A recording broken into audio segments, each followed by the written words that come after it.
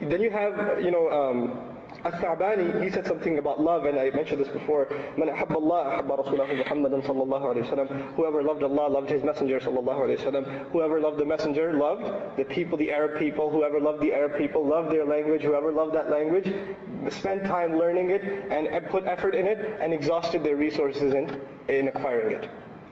Then there's a few others that I wanted to share with you just to give you perspective again. لا سبيل إلى علم القرآن وإدراك معانيه إلا بالتبحر في هذه اللغة. Imam al-Suyuti رحمه الله. There is no possible path to the knowledge of Quran and to the internalization of its meanings except by diving into this language.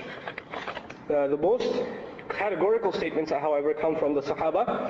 Umar ibn Khattab radiallahu ta'ala anhu says, تَعَلَّمُوا الْعَرَبِيَّةَ فَإِنَّهَا مِنْ دِينِكُمْ. Learn Arabic because it's from your deen. Learn Arabic because it's what? From your deen. And who says this? Umar ibn Khattab radiallahu ta'ala anhu.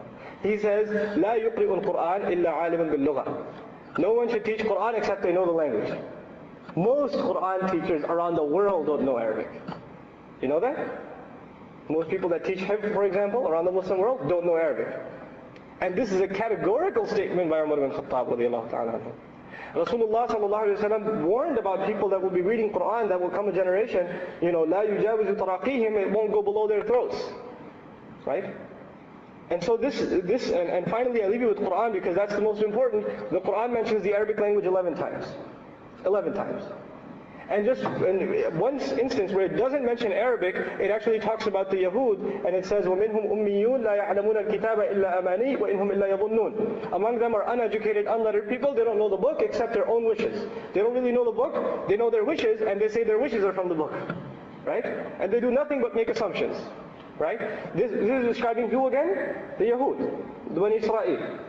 And when this ayah was revealed, you know how the Sahaba understood it? They said, Amani, this wishful thinking, ay tilawa. Ibn Abbas radiallahu anhu said, this is tilawa. Meaning, they are happy reciting the book, they don't need to know what it means. Who does that describe today?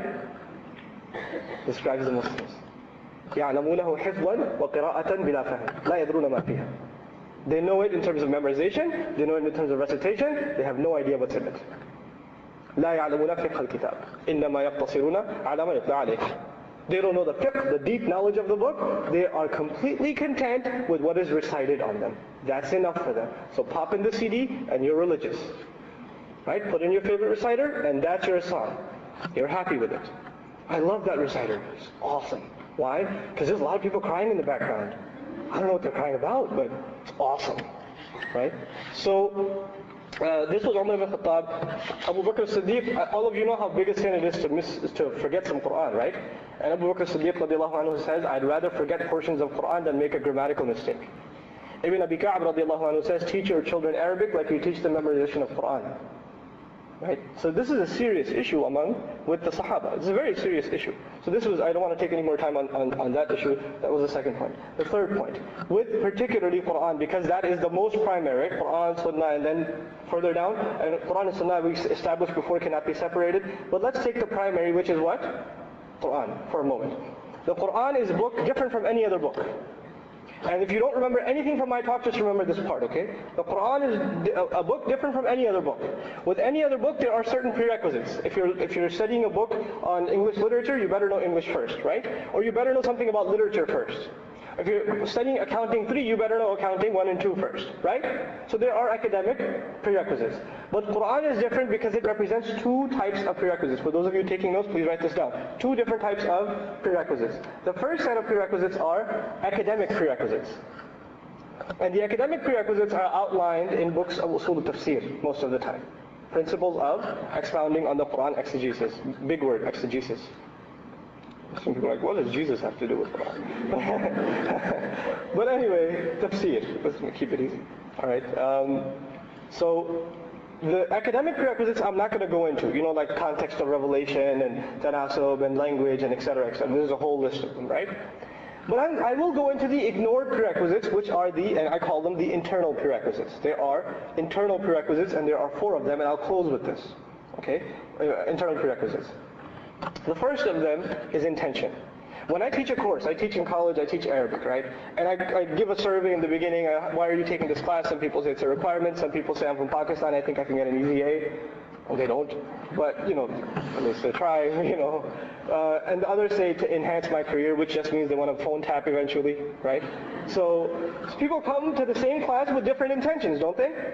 Someone's genuinely interested in accounting. God knows why, what they are. And some people just have, a prerequisite. They have to take this course. Others, it's part of their major, right? So people come to the same class and same study with different reasons. But with Quran, the intention has to be exactly the same across the board. And that is the seeking of guidance. If you don't have the intention of seeking guidance from Quran, doesn't matter how much of a scholar you become of Quran, I don't care if you memorize the whole thing and you've memorized 3 tafasir, I don't care, you don't understand Quran at all. Because the intention was wrong, Allah did not open your understanding. Our understanding in Islam is based on 2 elements, the heart and the mind, right? 2 things, sorry. The heart and the mind. And what can you open up when you study? You open up your mind. But your heart's not open. And both of them together make understanding. So if you don't have the right intention, what's not going to open? Your heart's not going to open. Therefore, you will not have understanding. You will be like who that Allah describes in the Quran, who know the book but doesn't benefit them any. That is the Yahud, the ulama of Bani Israel. Right, the scholars of the sons of Israel. يَعْرِفُونَهُ كَمَا يَعْرِفُونَ أَبْنَاءَهُم. They know their book so well that they recognize Muhammad ﷺ like they would their own sons. Or the Quran like they would their own book. Right? Or the Kaaba, that this is the correct house of Allah. But it doesn't change anything. So knowledge will not be beneficial unless the intention is what? The seeking of guidance. Guidance is a very vague term. It's thrown around constantly. So I'm going to give you a very specific, very limited definition of the term guidance. I'm going to offer this to you as a definition. The commitment to make the decision, any decision, in accordance with the Book of Allah at any given moment, at every juncture of making a decision. At every juncture. Whenever you're presented with a choice, you take the choice offered by Kitabullah. That is accepting Quran as what? Guidance.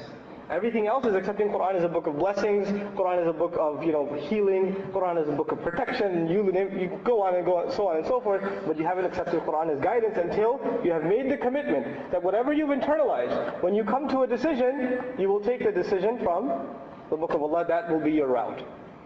It's a very difficult decision to make, but that's the first thing, the change of our intentions. The second thing, I'll go fast, the change of attitude. There are 2 elements of our attitude that need to change internally about the Quran. And before we talk about these attitudes, understand the popular bad attitudes, the rotten attitudes that are rampant in this ummah about Quran. And I'm going to list some of them. The Quran is a book of blessings. That's what it is. It's a bonus book. So open it in bonus season. What's bonus season for Muslims? Ramadan. So everybody's reading Quran in Ramadan because it's a book of just bonus. Right? So otherwise you close it and you put it away. And why do you open it in the Quran? Because you get 10 blessings for every harf you recite, and on top of that you get other blessings because it's Ramadan, so it's all good in that month. And you've got enough, you've raked in enough commission for the rest of the year. If you do, some people actually sit and do the math. Right? So the Quran is a book of blessings. Blessings are a secondary benefit of Quran. Guidance is the primary purpose of Quran. You forget the primary purpose, you go for the secondary benefit, you've actually incurred the wrath of Allah. You're thinking you're being blessed, but you're actually incurring the wrath of Allah because you denied the primary function of the book. That is to seek guidance from the book. So there will be people that are reciting it, and they are reciting ayat like, فَإِن لَمْ تَفْعَلُوا فَأْذَنُوا بِحَرْبٍ مِّنَ اللَّهِ وَرَسُولِهِ. If you don't give this up, then, if you don't do this, then, take the announcement of war against Allah and His Messenger, and this is ayat about riba, and then they will go back into their home. They'll be reciting this in their home that they have out on a mortgage. And they'll be reciting it very happily because it's Ramadan season. Right? This is a serious issue. So Quran is just a book of blessings for some people. For other people, it's a book of healing. So if you don't have dual side airbags, make sure it's in the dashboard. Right? Or have something hanging from the rear view window, Ayatul Kursi or something.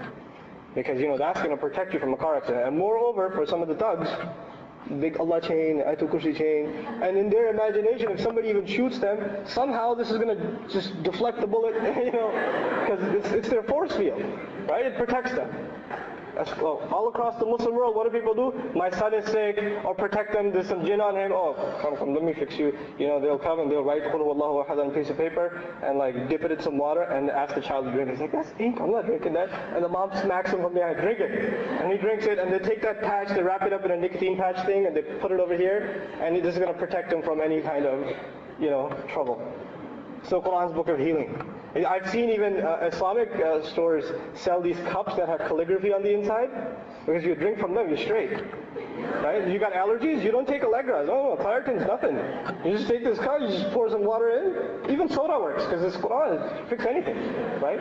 So, what we've done with Quran is we've reduced it to something that it's not. Right?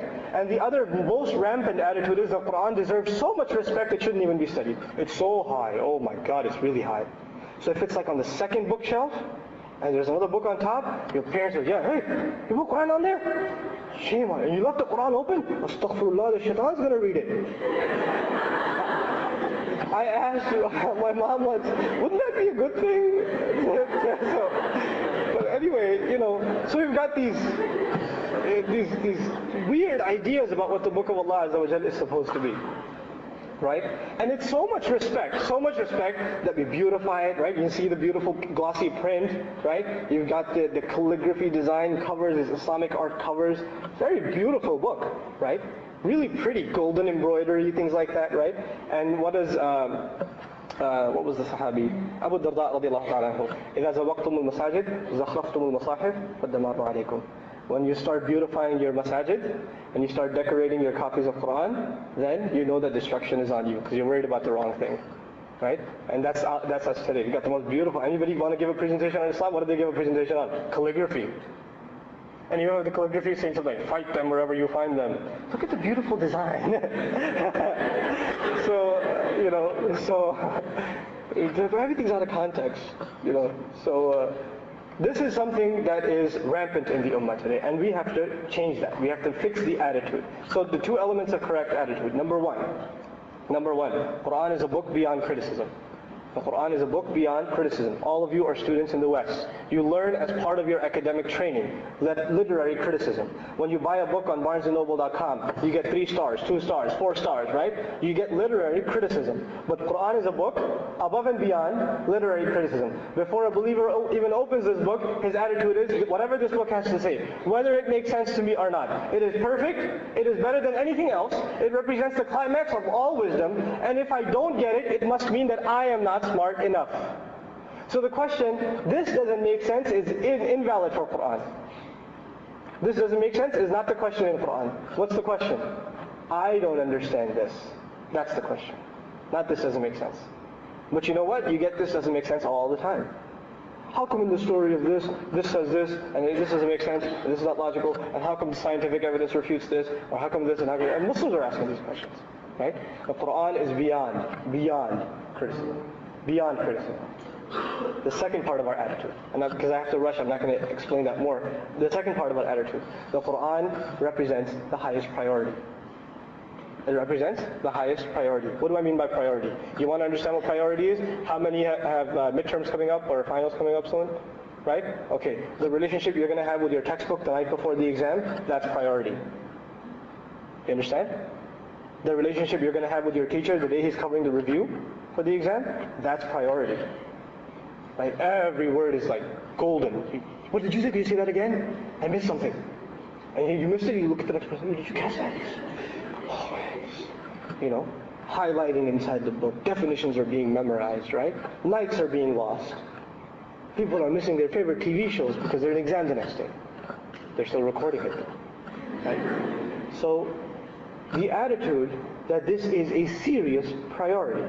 That this is, our textbooks are seasonal priorities, right? So exam time, crunch time priorities. But the Quran is a daily top priority. Why? We believe it is the most important document revealed or available to all of mankind for my personal life. Of course for all of mankind, but for my personal life, the most essential document, the most critical memo that guides me every single day, that tells me what to do every single day, is the Book of Allah. When you go to work and your boss sends you a memo, that basically gives you direction for what you're going to do that day, right? It gives you instructions, and this basically dictates the rest of your workday. This is what happens, right? When you go to a semester, the professor hands you a syllabus, day-to-day progress. This is what we're going to be doing. The Quran needs to be our daily concern, our daily concern. Many of us haven't picked up the Book of Allah for many months now. And we forget memorizing and studying Arabic. Those are higher things. We haven't even picked